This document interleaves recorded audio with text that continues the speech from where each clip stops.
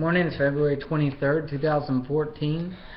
We missed you guys that weren't with us today. We're in John 15. If you haven't read John 15, just pause and read that for now. This is where Jesus is talking about He's the true vine, and we'll start there in chapter 1, about verses 1 through 17 or so we'll go through today. I am the true vine, and the Father is the vineyard keeper. Every branch in me that does not produce fruit, He removes, and He prunes every branch that produces fruit so that it will produce more fruit. See, here Jesus is talking to His disciples. So this is commonly misunderstood as a losing your salvation passage, but this isn't that at all. It's losing your fruitfulness passage maybe. But Jesus removes those parts of our lives that are unfruitful. Also, it's talking here about people that claim to be of Jesus. They claim to be, maybe they're church attenders, or they claim to be Christians. They're not Islam, they're not Hindu, so they must be Christian. They're American, but if another passage in the Gospels tells us of the where people say, Lord, Lord, did we not prophesy in your name? And He says, away, I never even knew you. So the warning here is to not be a church attender, not merely to be a church attender, but be a follower and a seeker of Jesus Christ. He goes on in verse 3 to say, you're already clean. He assures his apostles there that they're already clean. They're already true believers, and He knows that. Remain in me and I in you. Just as a branch is unable to produce fruit by itself unless it remains to the vine, so neither you can unless you remain in me. So we must be connected to Jesus to be fruitfulness. Any church activity, anything we do out of love, out of mercy is a small glimpse, is a dim reminder of what Jesus, of what we can do outside of Jesus.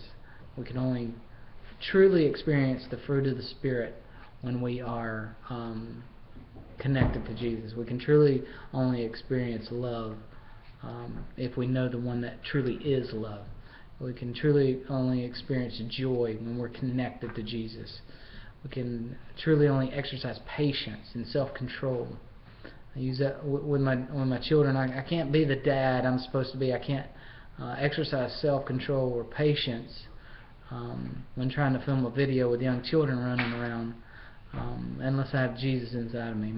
My nature wants to react one way. But praise God for Jesus. On verses 5 through 8 it says, I am the vine and you are the branches. The one who remains in me and I in him produces much fruit, because you can do nothing without me. Just what we said before. We can do nothing without Jesus. If anyone does not remain in me, he is thrown aside like a branch, and he withers. They gather him and throw him into the fire, and they are burned. If you remain in me, and my words remain in you, ask whatever you want, and it will be done. My Father is glorified by this, that you produce much fruit, and prove to be my disciples. This verse 7 oftentimes is misunderstood. Jesus is a genie in a bottle type thing, and I can ask it in Jesus' name, and all of a sudden that person will be healed, or this thing will take place. That's not always the case. We need to pray that God's will be done, and that is what a Christ follower does.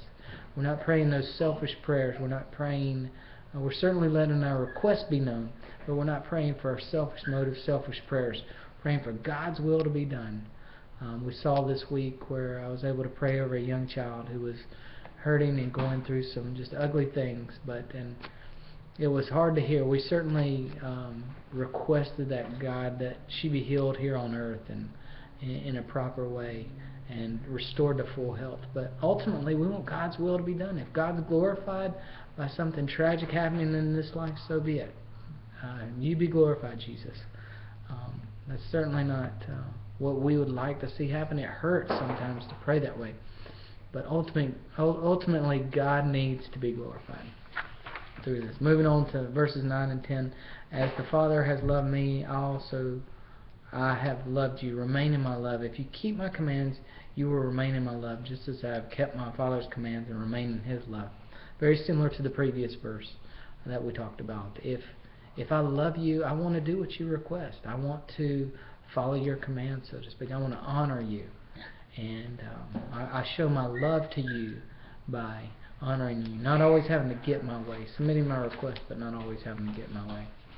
And then finishing with 11 through 17. I have spoken these things to you that my joy may be in you and your joy may be complete. This is my command. Love one another as I have loved you. He said this previously in chapter 13, the new commandment I leave to you. No one has greater love than this, that he lay down his life for one of his friends. And Jesus did that supremely by laying down his life for us. And we are certainly called his friends. You are my friends, there in verse 14, if you do what I command. I did not call you slaves anymore, because the slave doesn't know what a master's doing. I have called you my friends, because I've made everything known to you and everything I've heard from my Father. You didn't choose me, but I chose you. I appointed you that you should go out and produce fruit, and that your fruit should remain, so that whatever you ask for in my name, he will give you. This I command you, to love one another. So we see several points here, and I'll just be quick. To love one another. We're called to do that in chapter 13, and he reminds us of that again. You are my friends.